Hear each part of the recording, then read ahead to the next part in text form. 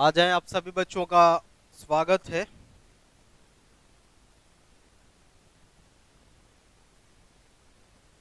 आ जाए बच्चों, पुष्पेंद्र सिंह जुड़ चुके हैं, good morning. Reena Maurya good morning. Soni Kaushal good morning. आप सभी बच्चों को गुड मॉर्निंग है, जय हिंद है सभी बच्चों के लिए, जय हिंद।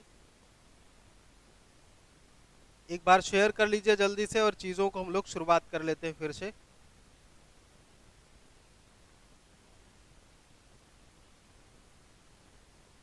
जल्दी से जुड़े आप सभी।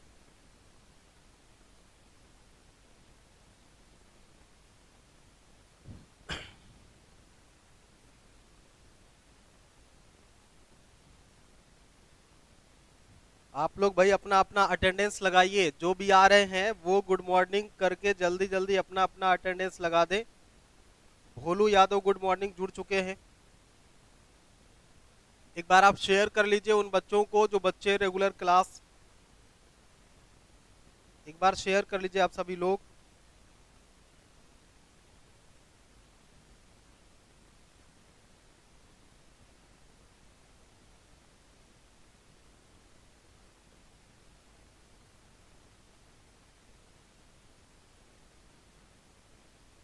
चलिए शुरू कर लेते हैं। शुरू कर लेते हैं हम लोग आज से। जी जो सामान्य अध्ययन हम लोग पढ़ रहे हैं और इसमें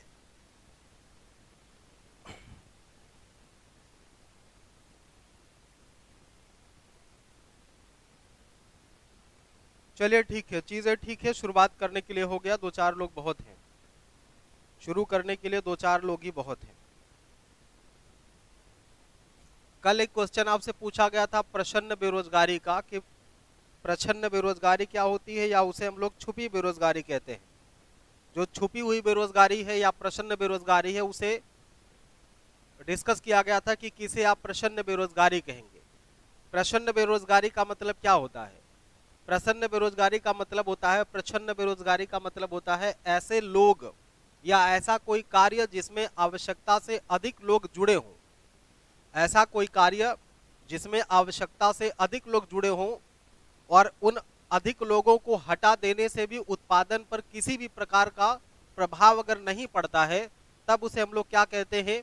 उसे हम लोग कहते हैं कि ऐसे लोग जो वास्तव में जुड़े तो हैं रोजगार के काम से, लेकिन उनसे ना तो उनका खर्चा पूरा हो पा रहा है, ना तो उत्पादन में उनके हटाने से कोई कमी आ रही है। तो ऐसे कामगारों को, ऐसे लगे हुए लोगों को हम लोग क्या कहते हैं? प्रच्छन्न बेरोजगारी या छुपा हुआ बेरोजगार कहते हैं। उसको हम लोग छुपा हुआ बेरोजगार कहते हैं। मनीष पाल गुड मॉर्निंग है और प्रतिभा पटेल भी जुड़ चुकी हैं, गुड मॉर्निंग सभी बच्चों को। एक बार आप सभी शेयर कर दीजिए तो चीजें फिर से शुरुआत कर लेते हैं। तो इस तरह से देखा गया था। एक दूसरा प्रश्न था प्लास्टिक मनी का। तो प्लास्टिक मनी के बारे में आपको बताया गया था प्लास्टिक मनी क्या है। जैसे हमने बताया था कि जो मुद्रा का प्रचलन होता है, मुद्रा का जब से प्रचलन हुआ वो 4 स्टेज में हुआ है। सबसे पहले कैसी मुद्रा, मतलब लेन देन में हम किसका प्रयोग करते थे? तो वस्तुओं का प्रयोग करते थे। तो वस्तु विनिमय प्रणाली थी, तो वस्तु ही मुद्रा थी। कोई वस्तु आपने दिया, कोई वस्तु हमने दिया, एक्सचेंज हो गया। जैसे आज भी आप देखते होंगे, या आजकल तो सीजन चल रहा है गेहूं की कटाई का। हम लोग बचपन में क्या करते थे? गेहूं ले करके उससे बर्फ लेते थे, आइसक्रीम, जो गांव में पो पो बजा करके बेचते थे उस बचपन में हम लोगों के, वो हम लोग खाते थे। गेहूं दे करके उसको लेते थे, आइसक्रीम लेते थे गेहूं दे करके। ये वस्तु विनिमय प्रणाली है। कोई भी अनाज दे करके किसी भी वस्तु को अगर आप ले रहे हैं या किसी वस्तु के बदले दूसरी वस्तु ले रहे हैं, तो ये वस्तु विनिमय प्रणाली है। फिर धीरे धीरे क्या हुआ? मुद्राएं आ गई, धातु की मुद्राएं आ गई, धातुओं का, तो धातु मुद्रा का प्रयोग होने लगा। तीसरा स्टेज आपसे डिस्कस किया गया था। तीसरा स्टेज क्या था? कागजी मुद्रा का। तो कागज की नोट या कागज का आविष्कार सबसे पहले कहां पे हुआ था? चाइना में हुआ था। चीन ऐसा देश है जिसने सबसे पहले कागज छापे थे। ठीक है, कागज छापने वाला चीन पहला देश था। तो इस तरह के प्रश्नों को चर्चा में लिया गया था। इसके पहले कि मैं आगे बढ़ूं, आप जितने लोग भी जुड़े हुए हैं, आप एक बार कमेंट करके बताएंगे कि भारतीय विश्व अनुसंधान केंद्र कहां पर है, कमेंट करेंगे, तब तक मैं क्वेश्चन लिख रहा हूं। आप सभी लोग कमेंट करेंगे कि भारतीय विश्व अनुसंधान कहां पे है, इसको आप कमेंट करेंगे और तब तक मैं चीजों को लिख रहा हूं। चलिए आज के लिए पहला प्रश्न है। आज आपके लिए पहला प्रश्न है और पहला प्रश्न क्या है देखते हैं। पहला प्रश्न क्या है? कल एक लास्ट प्रश्न आपसे लिखा गया था आपके लिए, लेकिन उस प्रश्न पर डिस्कस हो नहीं पाया था। लिखा गया था कि गलत जोड़ा कौन सा है।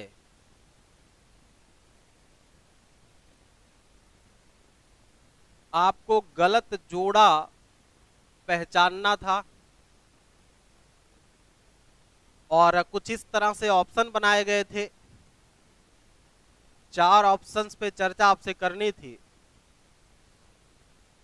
पहला लिखा गया था नीला ग्रह, पहला लिखा गया था नीला ग्रह और इसके सामने लिखा गया था पृथ्वी। क्वेश्चन केवल लिखा था मैं। दूसरा था लाल ग्रह, इसे हम लोग लाल ग्रह के नाम से जानते हैं, तो इसके सामने लिखा था मंगल। मंगल। और फिर लिखा था पीला, पीला ग्रह और इसके सामने लिखा है अरुण, इसके सामने लिखा है अरुण। डी वाले ऑप्शन में लिखा था ठंडा ग्रह, ठंडा ग्रह और इसके सामने लिखा था वरुण। हालांकि कल का क्वेश्चन आपको दिया गया था, तो मुझे पूरा भरोसा है कि आप लोग कहीं ना कहीं इसको देख लिए होंगे। आप लोग कहीं ना कहीं इसको देख लिए होंगे कि क्या हो सकता है, लेकिन फिर भी मैं चाहता हूं कि आप इसका आंसर करें। पुष्पेंद्र ने हमारे पूछे गए प्रश्न का जवाब दिया है। पंकज कुमार भी जुड़ चुके हैं, रीना मौर्य, मनीष पाल, पुष्पेंद्र, सभी क्वेश्चन किया था कल। लास्ट क्वेश्चन का आंसर, हाँ वही तो शुरुआत कर रहा हूं पुष्पेंद्र, वही क्वेश्चन फिर से शुरुआत कर रहा हूं। अब इसका उत्तर आप लोग बताएंगे कि गलत जोड़ा इसमें कौन सा है, कौन सा इसमें गलत जोड़ा है, यही आपको पहचानना था। लाल ग्रह, पीला ग्रह, ठंडा ग्रह या नीला ग्रह। तो मुझे लगता है कि मैक्सिमम बच्चों को इस बात का ज्ञान तो होगा, इस बात का ज्ञान तो मैक्सिमम बच्चों को होगा। उत्तर आ रहे हैं मनीष पाल के सी, प्रतिभा का सी, सोनिया केशरवानी का सी, आकांक्षा श्रीवास्तव का गुड मॉर्निंग आ रहा है, सभी को गुड मॉर्निंग है। पुष्पेंद्र अभी कुछ दिए नहीं है। चलिए देखिए, अगर हम नीला ग्रह की बात करें, ये नील लिख दिया है हमने, यहाँ पे आ की मात्रा बढ़ानी, नीला ग्रह। अगर हम लोग नीला ग्रह के बारे में डिस्कस करें, तो नीला ग्रह के बारे में हम जानते हैं कि हमारे पृथ्वी का एक बड़ा भाग जल से घिरा हुआ है। पृथ्वी का वह एक बड़ा भाग जल से घिरा हुआ है, ठीक है। पृथ्वी का एक बड़ा भाग जल से घिरा हुआ है। तो जल के कारण, या ये कह सकते हैं सागरों के कारण, या सागरों के जल के कारण, ठीक है, सागरों के कारण हमारे पृथ्वी बाहर से देखने पर नीला लगती है, इसलिए इसको नीला ग्रह कहा जाता है। इसलिए इसको क्या नाम देते हैं? नीला ग्रह का नाम देते हैं, ठीक है। पृथ्वी हमारी नीला ग्रह के नाम से जानी जाती है और पूरे ब्रह्मांड में यह एकमात्र ऐसा ग्रह है, एकमात्र ग्रह है जिस पर जीवन संभव है, जिस पर क्या है? जीवन की संभावना है, या मतलब जीवन चल रहा है। एकमात्र ऐसा ग्रह जिस पे क्या है? जीवन संभव है। पृथ्वी ब्रह्मांड का एकमात्र ऐसा ग्रह, इकलौता ऐसा ग्रह है जहां पर क्या है? एकमात्र है जहां पे जीवन संभव है। और ये जीवन किस कारण से संभव है? यहाँ जो प्राण वायु कही जाती है, ऑक्सीजन, प्राण वायु ऑक्सीजन के मिलने के कारण, ऑक्सीजन की भरपूर मात्रा मिलने के कारण, और इसी के कारण हम कह सकते हैं कि यहाँ पर मानव का जीवन संभव हो पाया है या जीवों का जीवन संभव हो पाया है। अगला ग्रह जो बताया गया है आपसे, लाल ग्रह। अब लाल ग्रह की क्या विशेषता होगी? लाल ग्रह किसे कहेंगे? तो लाल ग्रह का नाम आप जानते होंगे कि मंगल को लाल ग्रह के नाम से जानते हैं। जो मंगल है, मंगल ग्रह को हम लोग लाल ग्रह के नाम से जानते हैं, ये तो तय है। मतलब उत्तर बी वाला भी सही है, उत्तर बी भी सही है। तो क्यों लाल इसको कहते हैं? लाल होने का कारण क्या है? आयरन ऑक्साइड एक तत्व होता है। आयरन ऑक्साइड, आयरन ऑक्साइड पाए जाने के कारण, आयरन ऑक्साइड के कारण,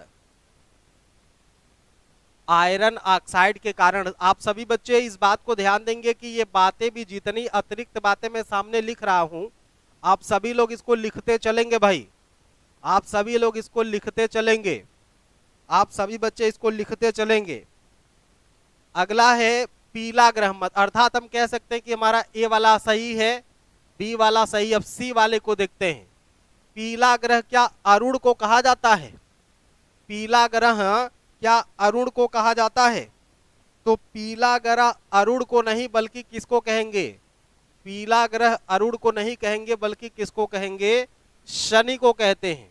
ठीक है, बल्कि किसे कहते हैं हम लोग? शनि को कहते हैं। अरुण को तो लेटा ग्रह कहते हैं, अरुण को तो लेटा हुआ ग्रह कहते हैं। लेटा हुआ ग्रह कहते हैं किसको? लेटा हुआ ग्रह कौन सा है? अरुण है। लेटा हुआ ग्रह कौन सा है? अरुण है। लेकिन उत्तर क्या होगा? पीला ग्रह कौन सा होगा भैया? शनि होगा। पीला ग्रह कौन सा होगा? शनि होगा। और शनि को कहते हैं छल्ला वाला ग्रह, छल्ला वाला ग्रह, छल्ला वाला ग्रह, या इसी को वलय कहते हैं, इसी को वलय वाला ग्रह कहते हैं। ठीक है, और शनि की साढ़े साथी जिसके ऊपर चढ़ जाए, शनि की साढ़े साथी जिसके ऊपर चढ़ जाए, समझ लो कि उसका बेड़ा पार ही है। एक बात और याद रखना कि शनि का जो घनत्व होता है, शनि का जो घनत्व है, शनि का घनत्व वो जल से भी कम होता है, जल से भी कम होता है। शनि का घनत्व जल से भी कम होता है। चौथे ऑप्शन की तरफ, इसका मतलब यह है कि हमारा उत्तर क्या है? डी होगा। क्यों? सी होगा। क्यों? क्योंकि पीला ग्रह अरुण को नहीं बल्कि किसको कहते हैं भैया? शनि को कहते हैं। अब एक आ गया ठंडा ग्रह। अब ठंडा ग्रह वरुण को कहते हैं, ये बात भी सही है। ठंडा ग्रह वरुण को कहते हैं, ये बात भी सही है। अब एक चीज देखना कि जो ठंडा ग्रह की बात हमने किया है ना, तो एक बात यहीं पर देख लेना कि गर्म ग्रह किसे कहेंगे। अगर ठंडा ग्रह हम लोग वरुण को कह रहे हैं तो गर्म ग्रह या इसी को हम लोग उष्ण ग्रह कहते हैं, इसी को उष्ण ग्रह कहते हैं। तो उष्ण या गर्म ग्रह किसे कहेंगे? तो उष्ण अथवा गर्म ग्रह किसे कहेंगे? शुक्र को कहते हैं। शुक्र को कहते हैं। किस ग्रह को कहते हैं? शुक्र को कहते हैं। शुक्र को किस नाम से जानते हैं? उष्ण अथवा गर्म ग्रह के नाम से जानते हैं। अच्छा, इसके बारे में कुछ और विशेषताएं भी हैं, इसके बारे में कुछ और विशेषताएं भी हैं, इसके बारे में कुछ और विशेषताएं भी हैं, उसको भी जरा सा समझ लेना। पहली विशेषता शुक्र के बारे में समझेंगे कि शुक्र पृथ्वी के निकट, शुक्र पृथ्वी के निकट सर्वाधिक निकट का ग्रह है। ठीक है, शुक्र पृथ्वी के सर्वाधिक निकट का ग्रह है। और जब ये पृथ्वी के निकट रहेगा तो जो सबसे निकट रहेगा उसी को हम लोग कहते हैं भगिनी। उसी को क्या कहते हैं? भगिनी, अर्थात उसी को हम लोग कहते हैं बहन या बहिन। ठीक है, माने सिस्टर अंग्रेजी में, उसी को हम लोग कहते हैं बहन या सिस्टर। उसी को आप एक नाम और दे सकते हैं जुड़वा, उसी को एक नाम और क्या दे सकते हैं, जुड़वा दे सकते हैं। अब इसको आपसे कई बार पूछा गया है कि पृथ्वी का सबसे निकट का ग्रह कौन है, तो पृथ्वी के सबसे निकट का ग्रह होता है शुक्र, जो एक गर्म ग्रह के रूप में जाना जाता है। ठीक हो गई बात, जो एक गर्म ग्रह के रूप में जाना जाता है। फिर पूछा गया कि किस ग्रह को किसे मतलब पृथ्वी की भगनी अथवा बहन अथवा सिस्टर अथवा जुड़वा ग्रह के नाम से जानते हैं, तो शुक्र को पृथ्वी का जुड़वा ग्रह के नाम से जाना जाता है। कुछ एक विशेषता इसमें और आप नोट कर ले, कुछ एक विशेषता इसकी और आप नोट कर ले कि यह सर्वाधिक चमकीला ग्रह है। यह क्या है भैया, सर्वाधिक चमकीला, सर्वाधिक चमकीला ग्रह है। अब ध्यान से बात को समझना, आपके पास बहुत सारे कंटेंट इसमें जुड़ गए हैं। अब आप इसको कैसे, हाँ एक बात और इसको याद रखना कि इसी को हम लोग सांझ का तारा अथवा भोर का तारा भी कहते हैं। इसी को एक बात और लिख लेना, इसी को सांझ अथवा भोर का तारा या सुबह अथवा शाम का तारा भी कहते हैं, सांझ अथवा भोर का तारा भी कहते हैं। सारी बातें आप लोग लिखते चलेंगे, ठीक है, इसीलिए मैं बातें लिख रहा हूं, एक एक बातें लिख रहा हूं ताकि आप लिख लीजिए, ताकि आप लिखते चले इस चीज के लिए।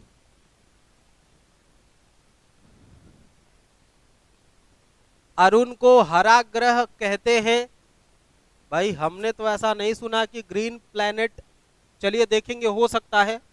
हाँ देखो, ठंडा होने के कारण इसे हरा ग्रह कह सकते हैं, बाकी कोई ऐसा लॉजिक नहीं है। ठंडा है तो हरा रंग क्या होता है, ठंडा होता है। लाल रंग उष्ण रंग के श्रेणी में आता है। अगर रंगों के आधार पर इसको देखेंगे तब हम इसको एक मतलब पर्याय के संदर्भ में समझ सकते हैं। बाकी अगर और कोई रीजंस होगा तो मैं उसको देखूंगा, पता करके बताऊंगा आपको। अभी तक जितना मुझे जानकारी है वो इतना ही है। चलो एक बार सारे बच्चों फिर से बोल दो, जयकारा लगा दो। एक बार सभी बच्चे बता दो कि क्या आपको बातें समझ में आ रही हैं। जितनी बातें बताया हूं क्या ये चीजें आपको समझ में आ रही हैं? अगर समझ में आ गई हो तो स्क्रीनशॉट ले लो, अगर लिखते चल रहे हो साथ साथ तो और अच्छी बात है। साथ साथ लिखते चल रहे हैं तो बहुत अच्छी बात है।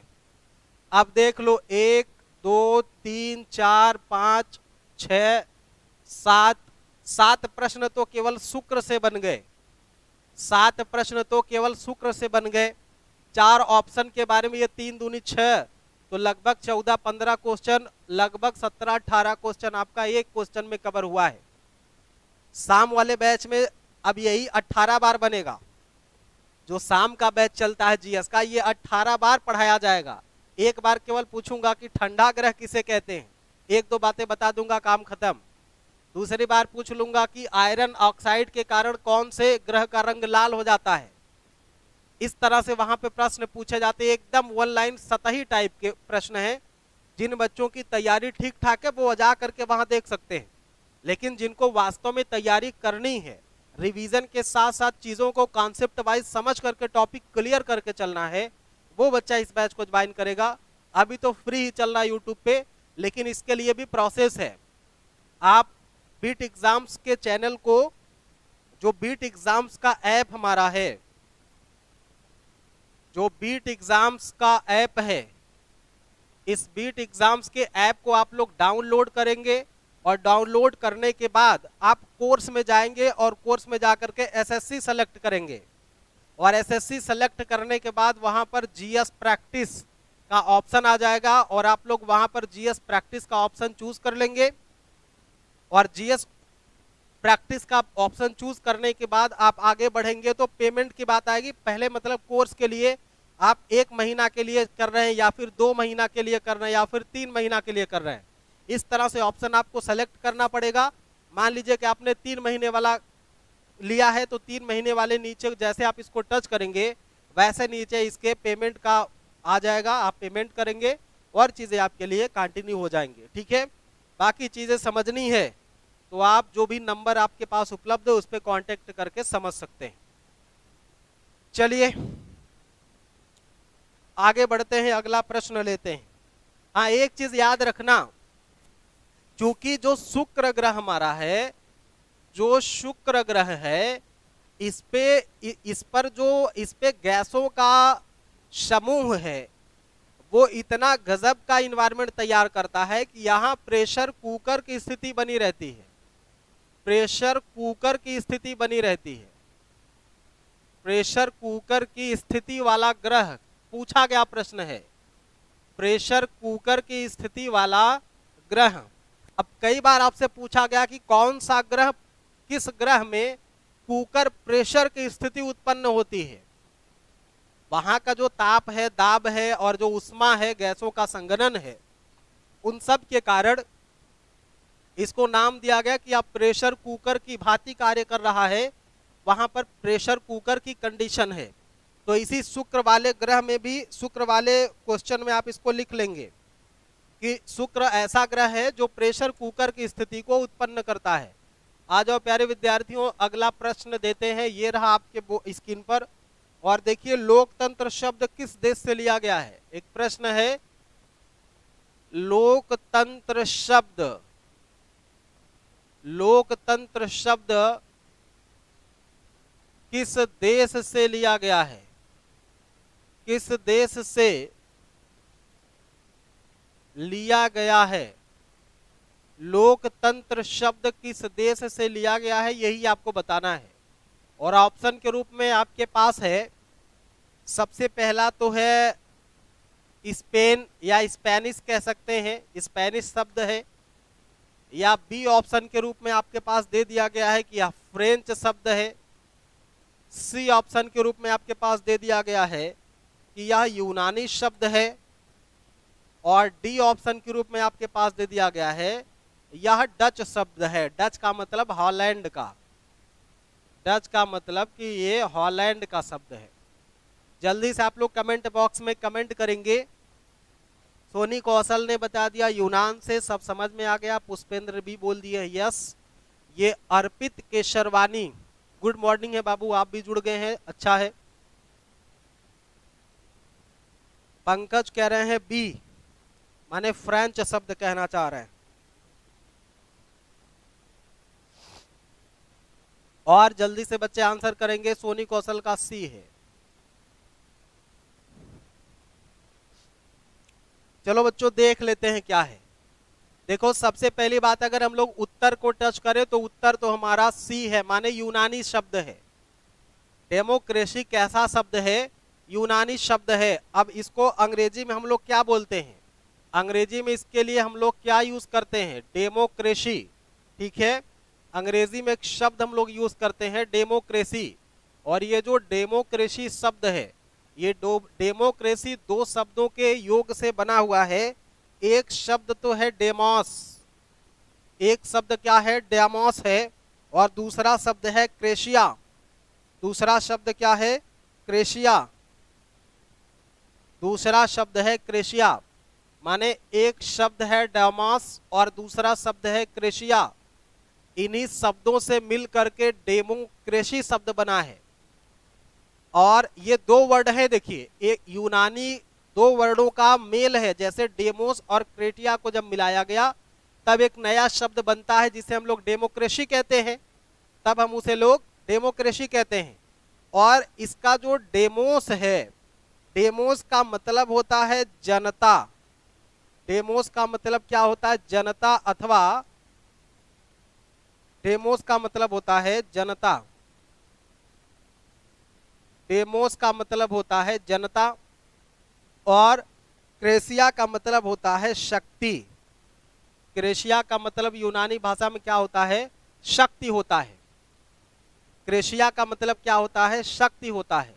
इसका मतलब ये है कि अगर अब हम लोग इन दोनों शब्दों को मिला लेंगे तो एक नया शब्द बनेगा, जनता की शक्ति। एक नया शब्द क्या बन जाएगा भैया, जनता की शक्ति, जनता की शक्ति। तो डेमोक्रेसी में कई बार आपको बताया हूं, डेमोक्रेसी में कई बार आपको बताया हूं कि जो पावर होती है वो जनता के हाथ में निहित होती है। जनता के हाथ में पावर का विकेंद्रीकरण करना ही डेमोक्रेसी का सबसे बड़ा एग्जाम्पल है। सबसे बड़ा एग्जाम्पल है। ठीक है, उम्मीद है कि ये बात आप समझ गए होंगे। इसका उत्तर क्या हो गया? इसका उत्तर हो गया सी, यानी यह यूनानी शब्द है। चलो अच्छा, एक छोटा सा प्रश्न और राजनीति से लेते हैं। स्क्रीनशॉट अगर आप करना चाह रहे हैं तो कर लें, आगे बढ़िए। अगला प्रश्न है, वर्तमान राजनीतिक परिस्थितियों को देखते हुए प्रश्न है कि वर्तमान भारत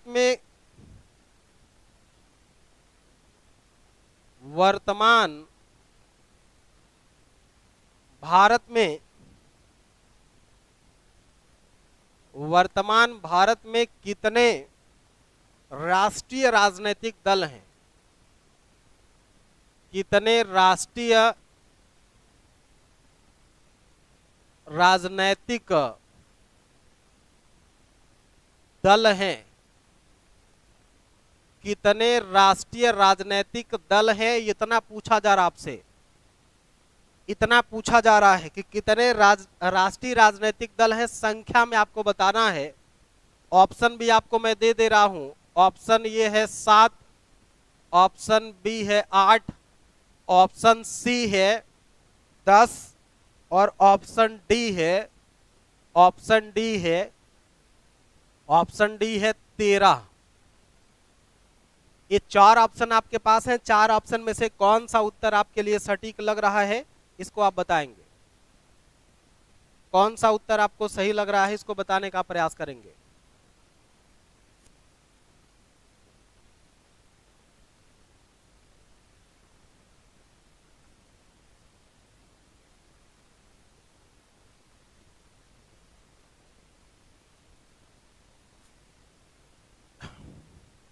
कितना उत्तर कर रहे हैं आप लोग? प्रतिभा पटेल कह रही है 2, सोनी कह रही है 8, सोनी कह रही है 8 और पुष्पेंद्र बी बता रहे हैं 8, तौफीक भाई कह रहे हैं 7। चलो, बहुमत नहीं आ रहा है, आप लोगों के मत में दिक्कत है, तो आइए मैं आपको क्लियर कर दे रहा हूं कि कुल कितने राष्ट्रीय दल हैं। तो भारत में जो वर्तमान में राष्ट्रीय राजनीतिक दल हैं उनकी संख्या 8 है प्यारे विद्यार्थियों। उनकी संख्या कितनी है? 8 है। ये ऐसे ही प्रश्न सीधे सीधे पूछ लिए जाते हैं। ये प्रश्न ऐसे ही सीधे सीधे पूछे जाते हैं। अब इनमें से कौन सा, जैसे एक तो आप जानते हैं इंडियन नेशनल कांग्रेस है, ठीक है, भारतीय राष्ट्रीय कांग्रेस पार्टी, भारतीय राष्ट्रीय कांग्रेस, हिंदी में लिख दूं, एक तो हो जाएगी क्या? कांग्रेस पार्टी। एक हो जाएगी क्या? कांग्रेस पार्टी। दूसरा भाजपा, तीसरा बसपा। बसपा का मतलब बहुजन समाज पार्टी, भाजपा का मतलब भारतीय जनता पार्टी। और अपने हिसाब से कोई मन ना बना लेना, अपने हिसाब से कोई मन ना बना लेना। और एक होता है भारतीय कम्युनिस्ट पार्टी, भारतीय कम्युनिस्ट पार्टी, भारतीय कम्युनिस्ट पार्टी। और 5वें नंबर पर एक पार्टी है माकपा, इसे माकपा कहते हैं, मार्क्सवादी कम्युनिस्ट पार्टी। माकपा को क्या कहते हैं? मार्क्सवादी कम्युनिस्ट पार्टी, कम्युनिस्ट पार्टी। और 6ठे नंबर पे एक पार्टी आती है जिसका नाम है राकपा, जिसको राकपा के नाम से जानते हैं। और राकपा का मतलब होता है राष्ट्रवादी कांग्रेस पार्टी, राष्ट्रवादी कांग्रेस पार्टी। 7वें पे एक पार्टी आ जाएगी जिसे हम लोग कहते हैं अखिल भारतीय तृणमूल कांग्रेस, अखिल भारतीय तृणमूल कांग्रेस, अखिल भारतीय तृणमूल कांग्रेस। और एक होता है जिसे हम लोग एनपीपी के नाम से जानते हैं, नेशनल पीपुल्स पार्टी। एनपीपी का मतलब होता है National People's Party, National People's Party, NPP National People's Party. तो 8 पार्टियां हैं वर्तमान भारत में, कुल 8 राजनीतिक पार्टियां हैं। पहले पे कांग्रेस, दूसरा भाजपा, तीसरा बसपा माने बहुजन समाज पार्टी। देखो ये सब पार्टियां ऐसी हैं कि इनका फुल फॉर्म आप लोग जान रहे हैं, ठीक है। भारतीय कम्युनिस्ट पार्टी, माकपा माने मार्क्सवादी कम्युनिस्ट पार्टी, राकपा राष्ट्रवादी कांग्रेस पार्टी, अखिल भारतीय तृणमूल और एनपीपी। अब देखो कैसे याद करोगे, जैसे एक तरह से इसमें प्रश्न पूछता, अगर लेवल थोड़ा सा बढ़ाएगा तो आपसे पूछेगा कि जैसे इनमें से 4 ऑप्शन आपको दे दे, इनमें से कोई 3 ऑप्शन दे दे आपको, मान लीजिए कि ये 3 ऑप्शन आपको दे दे और एक चौथा ऑप्शन दे दे इसमें सपा, एक चौथा ऑप्शन इसमें दे दे, क्या, सपा दे दे।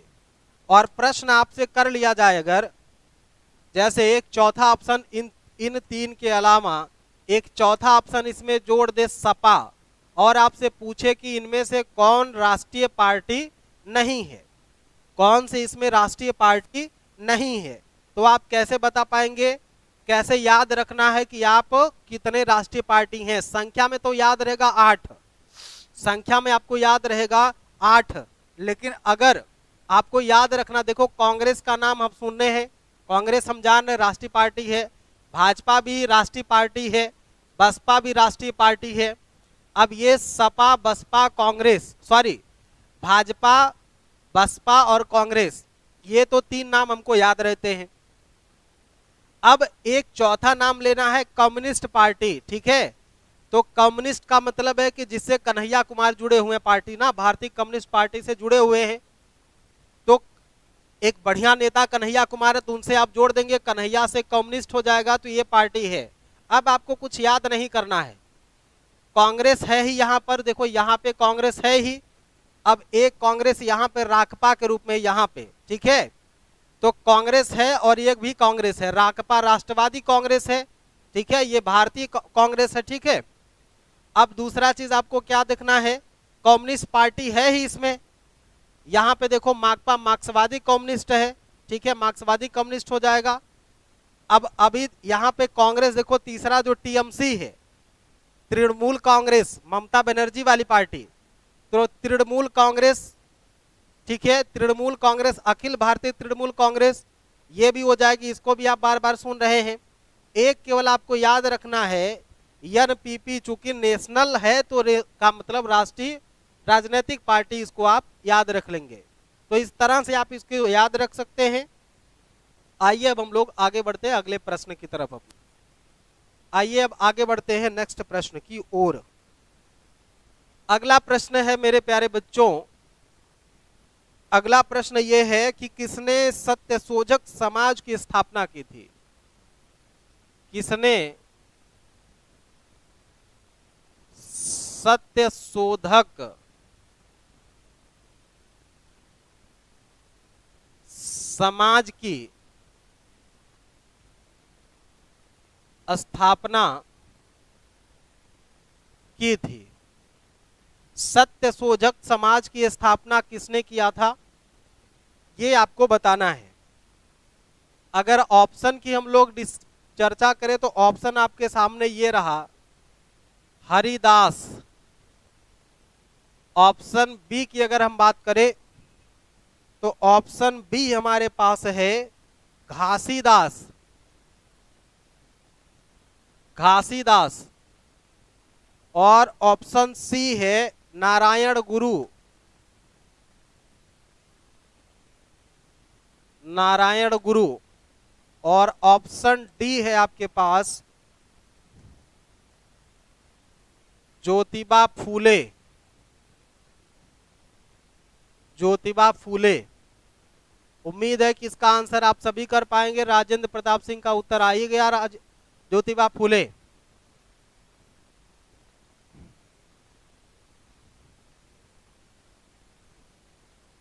देखो, सत्य शोधक समाज, ये कई बार प्रश्न पूछा जाता है। और अभी पिछले 11 तारीख को आपने देखा था कि ज्योतिबा फूले का जन्मदिन था। अभी हम लोग 11 से 14 तारीख के बीच में, 11 से 14 तारीख के बीच ये जो सप्ताह बीता है, जिसे आप लोग कोरोना वैक्सीन के रूप में, उत्सव के रूप में मनाए हैं, वैक्सीन उत्सव के रूप में, वो 2 लोगों के जन्मदिन के बीच का डेट था। डॉक्टर भीमराव अंबेडकर और अंबेडकर के साथ ही साथ ज्योतिबा फूले। ज्योतिबा फूले और अंबेडकर, इन दोनों का डेट ऑफ बर्थ के बीच के रूप में मनाया गया था। तो डी वाला ऑप्शन इसका सही हो जाएगा, ज्योतिबा फूले। अब कुछ एक बात और जोड़ लेते हैं, समझ लेते हैं इससे क्या आपको समझना है। इसकी स्थापना कब हुई थी?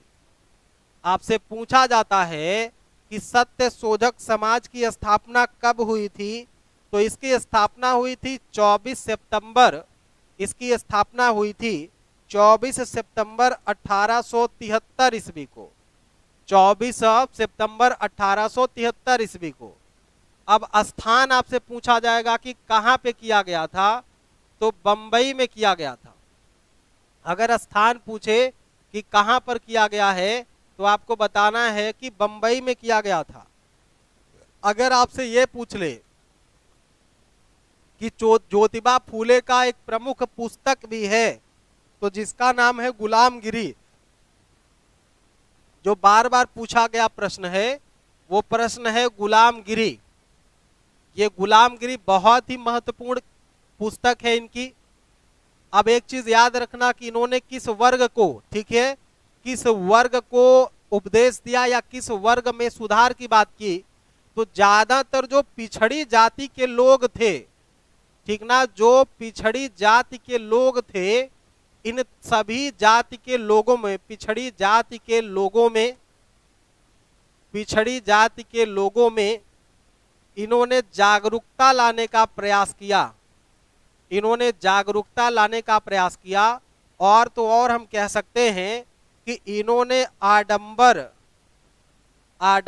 और जो ब्राह्मणवादी परंपरा है, उस ब्राह्मणवादी परंपरा को, उस ब्राह्मणवादी आडंबर को इन्होंने मानने से इनकार कर दिया। आडंबरवादी परंपरा को मानने से इनकार कर दिया था।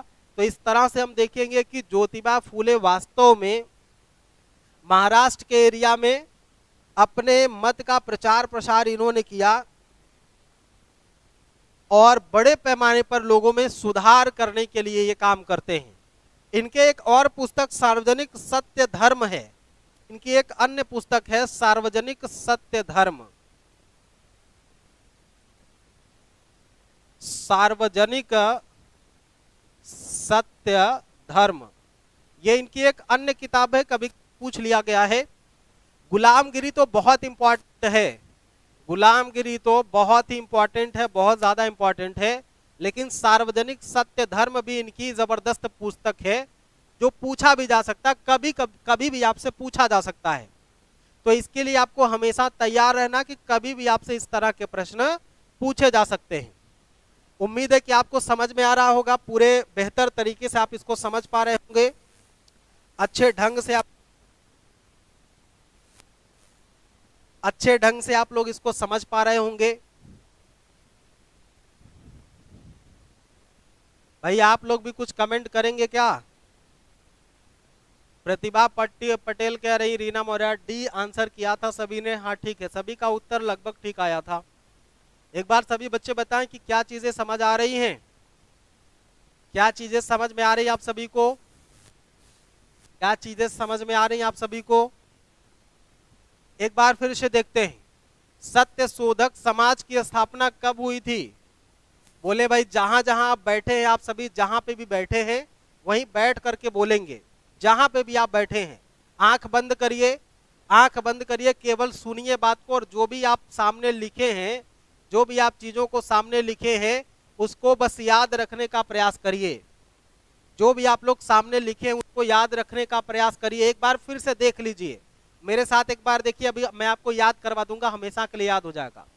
एक बार डिजिटल बोर्ड पर ठीक से देखिए, अपने मोबाइल पर ठीक से आप देखिए, जो भी आपके पास सामने बोर्ड है उस पर ध्यान से देखिए। स्थापना 1873 में, स्थान बंबई में, पुस्तक गुलामगिरी, दूसरी पुस्तक सार्वजनिक सत्य धर्म। किस वर्ग के लिए काम किया? तो पिछड़ी जातियों के विकास के लिए, उनके उत्थान के लिए काम किया।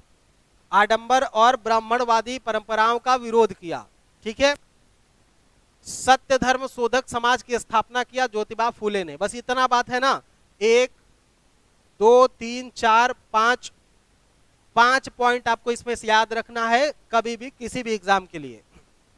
आप लोग जहां भी बैठे हो, आप लोग जहां भी बैठे हो, बस अपनी आंखों को बंद कर लीजिए, अपनी आंखों को बंद कर लीजिए और ध्यान से आप बात को सुनिए और बताने का प्रयास करिए कि सत्य शोधक समाज की स्थापना कब हुई थी। बोल दीजिए, जहां पे बैठे वहीं पर बोलिए, सत्य शोधक समाज की स्थापना कब हुई थी? 1873। कहां हुई थी? बोलेंगे मुंबई या बंबई। ज्योतिबा फूले की प्रसिद्ध पुस्तक कौन सी है? गुलामगिरी। ज्योतिबा फूले का एक अन्य ग्रंथ कौन सा है? सार्वजनिक सत्य धर्म। किस वर्ग के उत्थान के लिए काम किया? तो पिछड़ी जातियों के उत्थान के लिए काम किया है, पिछड़ी जातियों के उत्थान के लिए काम किया है।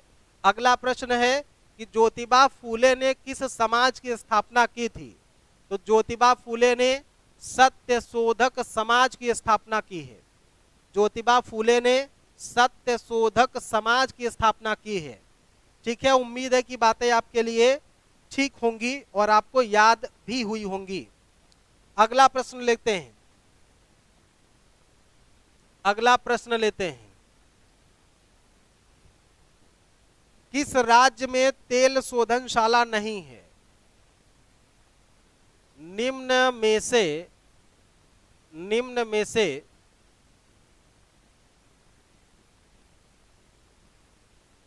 किस राज्य में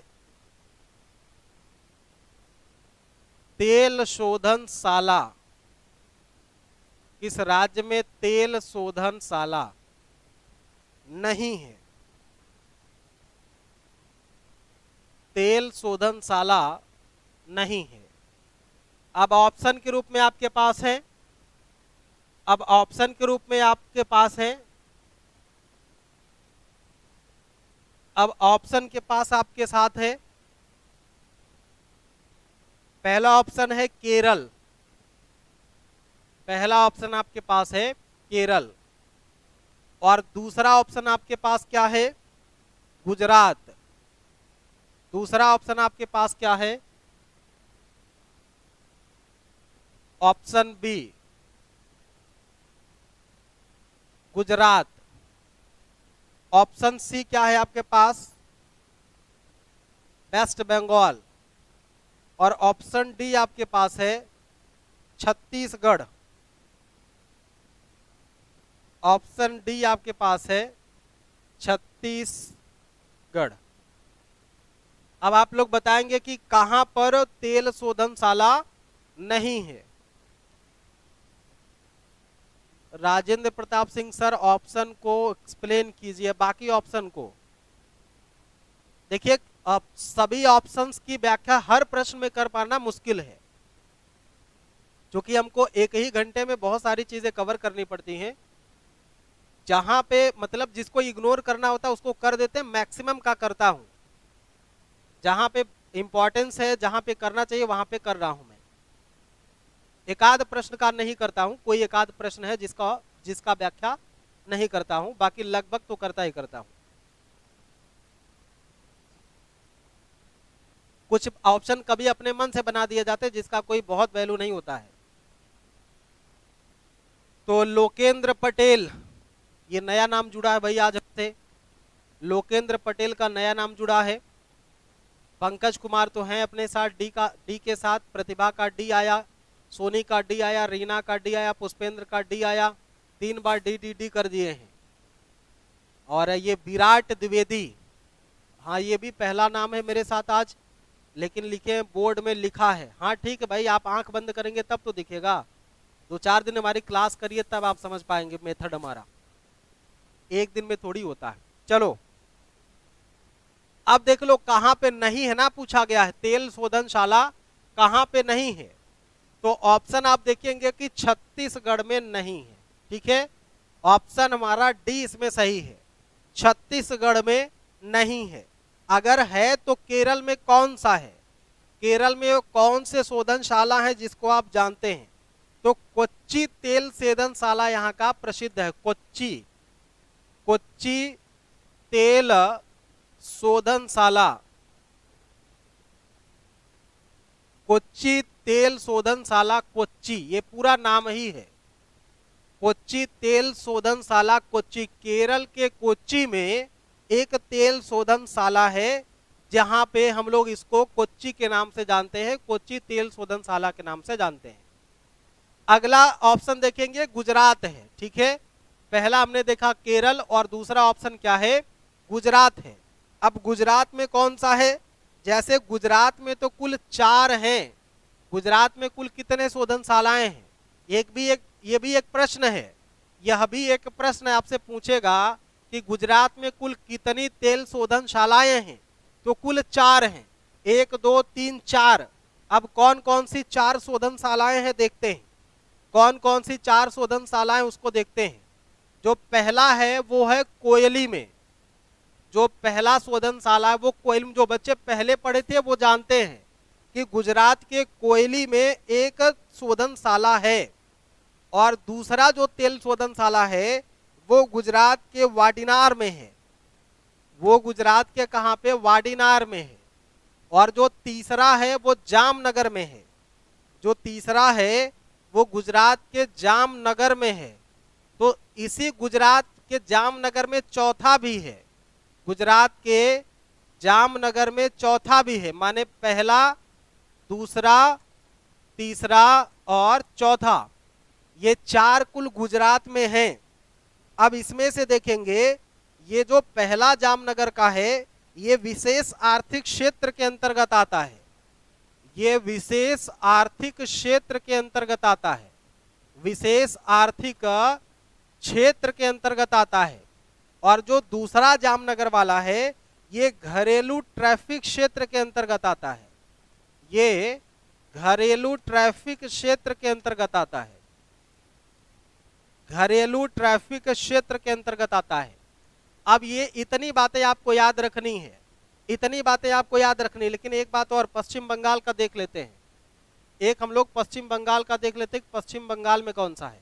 आंसर तो आप सभी टिक कर दिए है ना, आंसर तो आप सभी का टिक हो ही गया है, आंसर आप सभी का टिक हो ही गया है कि चौथा ऑप्शन था जिसमें नहीं है।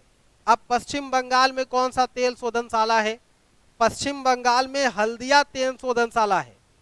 हल्दिया नाम सुना होगा कभी, हल्दिया तेल शोधनशाला, हल्दिया तेल शोधनशाला कहाँ पे है, पश्चिम बंगाल में है। हल्दिया तेल शोधनशाला कहाँ पे है, तो पश्चिम बंगाल में है, पश्चिम बंगाल में है हल्दिया तेल शोधनशाला। बताओ बच्चों, समझ में आ गई बात, चारों ऑप्शन की बात समझ में आ गई आपको। नमस्कार भाई लोकेंद्र जी को नमस्कार, पहले दिन जुड़े हैं आप, अच्छा लगा आप सभी जुड़े हैं। जो भी बच्चा आज पहले दिन जुड़ा है, डेली 9:30 बजे से क्लास चल रही है और रेगुलर चलती है क्लास। तो एक बार फिर से देख लेते हैं, एक बार फिर से देख लेते हैं कि कहाँ कहाँ पे तेल शोधनशाला की बात हो रही है। तेल शोधनशाला निम्नलिखित में से कहाँ पर, तो चौथा ऑप्शन दे दिया गया था आपसे, चौथा ऑप्शन दिया गया था छत्तीसगढ़, चौथा ऑप्शन क्या दिया गया था, छत्तीसगढ़, जो गलत था। छत्तीसगढ़ में नहीं है, छत्तीसगढ़ में नहीं है तेल शोधनशाला, बाकी केरल में है, गुजरात में है, पश्चिम बंगाल में है। अब केरल में कोच्चि है ना, केरल के कोच्चि में, याद रखने की जरूरत नहीं, याद ही रहेगा, केरल के कोच्चि में है तो याद ही रहेगा। अब गुजरात में आपको 4 देखना है, गुजरात में 4 देखना है। वाडिनार हो गया, कोयली, वाडिनार और जामनगर, ठीक है, कोडली, वाडिनार और जामनगर, ये 3 ही नाम हैं। जामनगर में 2 क्षेत्रों में है, जामनगर के 2 क्षेत्रों में तेल शोधनशाला है, पहला विशेष आर्थिक क्षेत्र में, दूसरा घरेलू ट्रैफिक क्षेत्र में, ठीक है। तो जामनगर 1 और जामनगर 2, इसको ऐसे समझ सकते हैं, जामनगर 1 और जामनगर टू कैसे समझेंगे? विशेष आर्थिक क्षेत्र में है और दूसरा घरेलू ट्रैफिक क्षेत्र में है। ठीक हो गई बात? ठीक हो गई ये बात? कोमल सोनी भी जुड़े हैं। हाँ, कोमल सोनी तो है हमारे साथ। ये आशुतोष सिंह गहवार, सर ऑफलाइन कहाँ चलती है? बाबू ऑफलाइन ये इलाहाबाद में ही चलती है, प्रयागराज की धरती पर। प्रयागराज की धरती पर ऑफलाइन चलता है, द स्पीड संस्थान के नाम से। द स्पीड संस्थान के नाम से चलता है, द स्पीड संस्थान के नाम से चलता है, the speed coaching private limited के नाम से चलता है। आप नाम सुने भी होंगे, अगर आप एक विद्यार्थी हैं, ठीक ठाक गंभीर विद्यार्थी हैं, तो द स्पीड का नाम आप सुने होंगे। अभी तो लॉकडाउन की वजह से चीजें ऑनलाइन चल रही हैं, आप ऑनलाइन का ही मजा लीजिए, ऐप के साथ पढ़ाई करिए। टाइम नहीं पता था? अरे बप्पा रे, देखिए सभी बच्चों, एक लोग कह रहे हैं टाइम नहीं पता था, कोमल कह रहे हैं टाइम नहीं पता था। अच्छा एक बार जरा बताना भाई, कोमल मेल है कि फीमेल है? कोमल सोनी, एक बार बताएं आप मेल है कि फीमेल है, चूंकि आपका नाम मतलब आपका नाम जो है वो पुरुष का भी होता है और महिला का भी होता है, तो मुझे संबोधन करने में थोड़ी सी आसानी हो जाएगी अगर आप यम अथवा यफ लिख देंगे तो। और टाइमिंग आप समझ लीजिए, डेली की टाइमिंग है। पहली बात तो आप क्या करेंगे कि यूट्यूब पे वीट एग्जाम्स, यूट्यूब पे जाकर के क्या करेंगे, बीट एग्जाम्स यूट्यूब चैनल को आप लोग सब्सक्राइब कर लेंगे। बीट एग्जाम्स के यूट्यूब चैनल को आप क्या करेंगे भैया, सब्सक्राइब कर लेंगे। ठीक है, यूट्यूब चैनल को आप लोग सब्सक्राइब कर लेंगे बीट एग्जाम्स को। और दूसरी चीज, इसी नाम से, बीट एग्जाम्स के नाम से गूगल प्ले स्टोर से आपको क्या करना है, एप्लीकेशन डाउनलोड करना है। और इस एप्लीकेशन को डाउनलोड करने के बाद यहाँ पे अपना मोबाइल नंबर आप इंटर करके ओटीपी जनरेट कर लेना है। ओटीपी जनरेट कर लेना है। ओटीपी जैसे ही आप जनरेट कर लेंगे मोबाइल नंबर डाल के, ओटीपी आ जाएगा तो आपका ऐप एक्टिव हो जाएगा।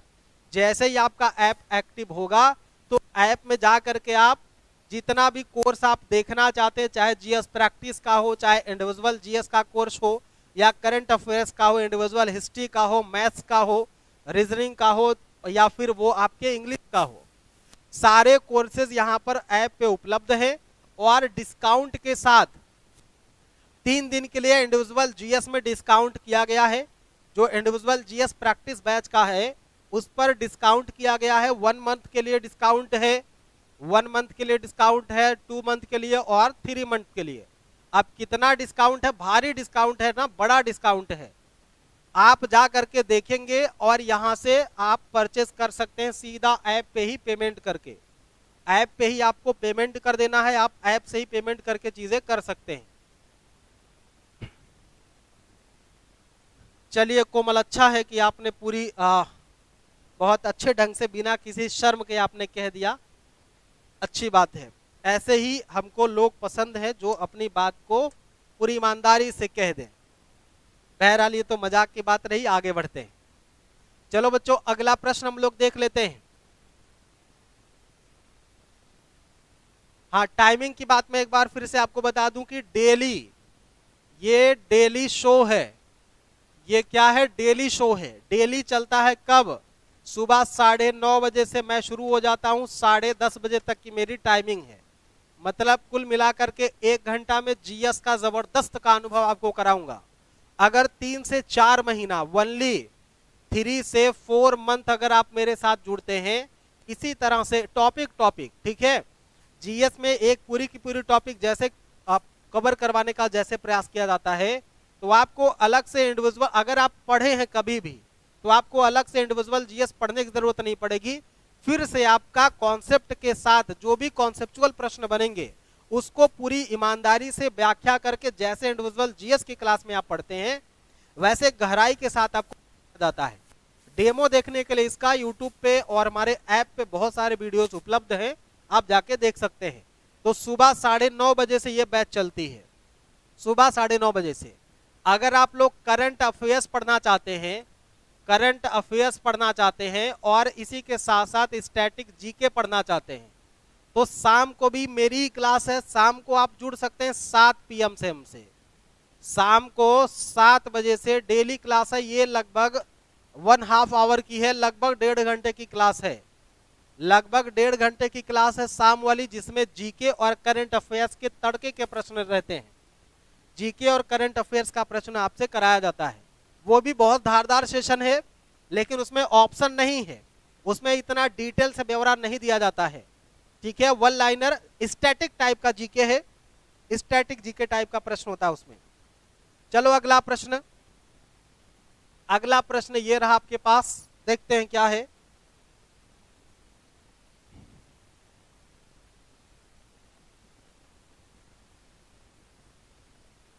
किस ग्रंथ में कहा गया है जो संस्कृत नहीं बोल पाते, थोड़ा सा टफ हो सकता है आपके लिए, जो संस्कृत नहीं बोल पाते, जो संस्कृत नहीं बोल पाते वे म्लेच्छ हैं। वे म्लेच्छ हैं। ये किस ग्रंथ में है? यह बात किस ग्रंथ में कही गई है? ठीक है, प्रश्न पूरा नहीं लिख करके मैं ऐसे लिख दे रहा हूं ताकि आप प्रश्न को भली भांति समझ जाइए बस। जो संस्कृत नहीं बोलते हैं, जो संस्कृत नहीं बोल पाते हैं, वे क्या हैं? जो संस्कृत नहीं बोल पाते वे म्लेच्छ हैं, वो म्लेच्छ हैं। ये किस ग्रंथ में पहली बार कहा गया है? तो आ जाइए ऑप्शन की तरफ। पहला है श्वेताश्वर उपनिषद। पहला क्या है? पहला है श्वेताश्वर उपनिषद। श्वेताश्वर उपनिषद। और दूसरा ऑप्शन है आपके पास गोपथ ब्राह्मण। गोपथ ब्राह्मण थोड़ा सा टफ है बच्चों, घबराना नहीं, सारा उत्तर मैं दूंगा। तीसरा है बृहदारण्यक उपनिषद। बृहदारण्यक उपनिषद। और चौथा ऑप्शन है इसमें शतपथ ब्राह्मण। शतपथ ब्राह्मण। ये 4 ऑप्शन है आपके पास। जरा सा आंसर करें आप सभी बच्चे। तो आप सभी बच्चों एक बार आप आंसर करो कि इसका क्या उत्तर हो सकता है। हालांकि मुझे पता है कि आपके लिए टफ होगा, ये मुझे पता है कि ये टफ होगा आपके लिए, ये प्रश्न आपके लिए टफ हो सकता है, लेकिन फिर भी मैं आपसे पूछ रहा हूं कि इसका सही उत्तर क्या हो सकता है आपके हिसाब से। कुछ नहीं तो तुक्का तक्का मार दो भैया। पंकज कुमार का उत्तर आ गया डी। पंकज का उत्तर आ गया डी। बाकियों का पुष्पेंद्र का ए, रीना मौर्य का ए। बाकी बच्चे 12 लोग लाइव हैं कुल भाई साहब, 12 लोग हैं, कम से कम 12 कमेंट आना चाहिए मेरे पास।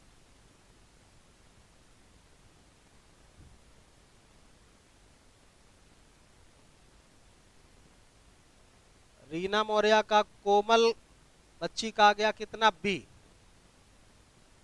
चलो ठीक है, मैं बता दे रहा हूं, आप में बहुमत नहीं है और आपको पता है कि मैं बहुओं का साथ देता हूं, मैं बहुमत की बात करता हूं। पहले देखो, जो श्वेताश्वर उपनिषद है, श्वेताश्वर उपनिषद, अच्छा उत्तर तो पहले जान लो कि इसका उत्तर डी है, ताकि कलेजा आपका ठंडा हो जाए आपका कलेजा ठंडा हो जाए। जिन्होंने सही उत्तर दिया है वो उत्तर शतपथ ब्राह्मण सही है, लेकिन क्यों सही है और सारी विशेषताएं क्या होंगी उसको भी हम लोग डिस्कस करते हैं। आइए श्वेताश्वर उपनिषद देखें तो श्वेताश्वर उपनिषद में पहली बार, श्वेताश्वर उपनिषद में पहली बार भक्ति का उल्लेख किया गया है।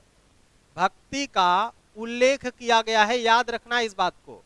श्वेताश्वर उपनिषद में पहली बार भक्ति का उल्लेख किया गया। पूछा जाता है कि किस एक ग्रंथ में पहली बार भक्ति का उल्लेख किया गया है।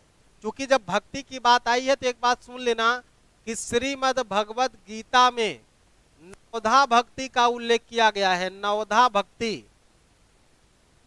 नवधा भक्ति का मतलब कुल 9 प्रकार की भक्ति की बात की गई कि भक्ति 9 प्रकार की होती है। ठीक है, तो अगर कभी आपसे पूछ ले, कभी आपसे पूछे कि किस एक उपनिषद में या किस एक ग्रंथ में पहली बार भक्ति शब्द का प्रयोग किया गया है, तो भक्ति शब्द का प्रयोग सबसे पहली बार श्वेताश्वर उपनिषद में किया गया। और अगर आपसे पूछे कि नवधा भक्ति का उल्लेख किस एक ग्रंथ में मिलता है, तो प्यारे बच्चों नवधा भक्ति का उल्लेख हमको मिलता किस ग्रंथ में? गीता में। ठीक है, श्रीमद् भगवत गीता में मिलता है।